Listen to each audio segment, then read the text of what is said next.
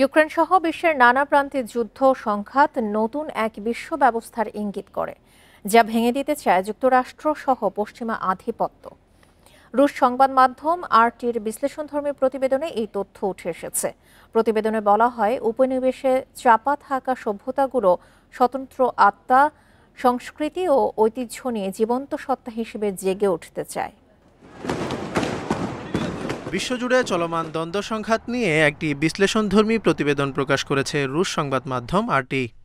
এতে বলা হয়, পশ্চিমা উপনিবেশ থেকে বের হয়ে নিজস্ব সংস্কৃতি ও ঐতিহ্য নিয়ে বিকশিত হতে চায় সংঘাতে জড়িত গোষ্ঠীগুলো। যুক্তরাষ্ট্রসহ পশ্চিমা বিশ্বের কৌশল নিয়ে প্রতিবেদনে বলা হয়, এখনও বিভিন্ন দেশের নির্বাচন নিয়ে নীতিকথা, আদর্শিক অন্ধত্ব, আর্থিক অনুদান দিয়ে ঋণের জালে ফেলা এবং সামরিক সহায়তা দিয়ে সংঘাত উস্কে দিতে চায় তারা। তৃতীয় বিশ্বের দেশগুলোতে নিয়ন্ত্রণ হারানোর ভয় রয়েছে পশ্চিমা বিশ্বের দেশগুলোর। বিপরীতে রাশিয়া বরাবরই বীরদর্পে এবং নিজস্ব গতিতে এগিয়ে চলে, রুখে দেয় সমস্ত প্রতিকূলতা। প্রতিবেদনে দাবি করা হয়, ইউক্রেন ইস্যুতে রাশিয়ার উপর নিষেধাজ্ঞা দিয়ে ইউরোপবাসী নিজেরাই বেশি ক্ষতিগ্রস্ত হচ্ছে।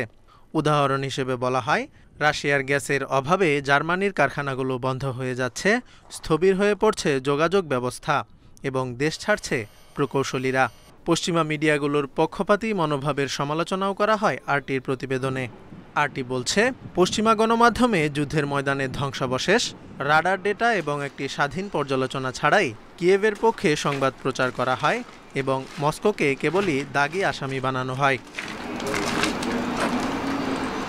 এদিকে গ্লোবাল সাউথের ক্রমে শক্তিশালী হওয়া, ব্রিক্সের পরিধি বৃদ্ধি, ডলারের পতন পশ্চিমা বিশ্বের জন্য অশনি সংকেত বলে মত বিশ্লেষকদের একাংশের।